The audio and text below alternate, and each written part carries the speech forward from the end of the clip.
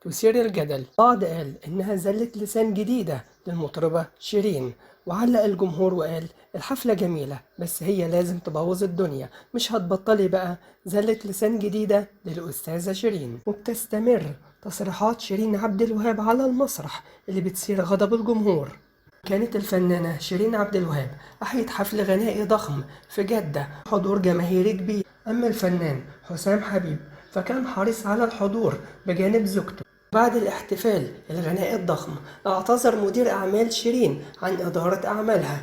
أعلن إيهاب صالح مدير أعمال شيرين عبد الوهاب اعتذاره عن إدارة أعمالها من خلال حسابه الرسمي على تويتر، وكتب: جمهور شيرين العظيم، الحمد لله على نجاح حفل جدة كما كان متوقع، وده العادي بتاع شيرين في أي حفلة. أجلت الإعلان بالقرار ده لحد بعد الحفلة، وحابب أشكركم جدا على كم الدعم الرهيب. في المقام الأول لشيرين وبعد كده ليا، قررنا إن من الأفضل لينا إننا نحط صداقتنا والعشرة قبل أي حاجة، وإني أبتعد عن إدارة أعمالها، وأكيد ده لمصلحة الطرفين ولينا أسبابنا.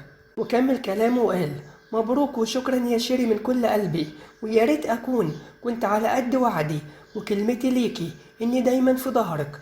وادي الدنيا دارت من أول وجديد وبتكسر الدنيا حفلة بعد حفلة، وأهو الألبوم على الأبواب ومتأكد إنه هينجح نجاح غير عادي. كمل كلامه وقال: فرحان بشكل ملوش وصف بنجاحك ورجوعك بالقوة دي، وده اللي اتعودنا عليه منك طول السنين دي.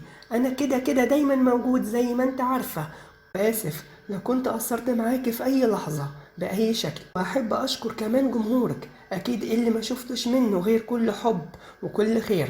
شكرا بجد من كل قلبي.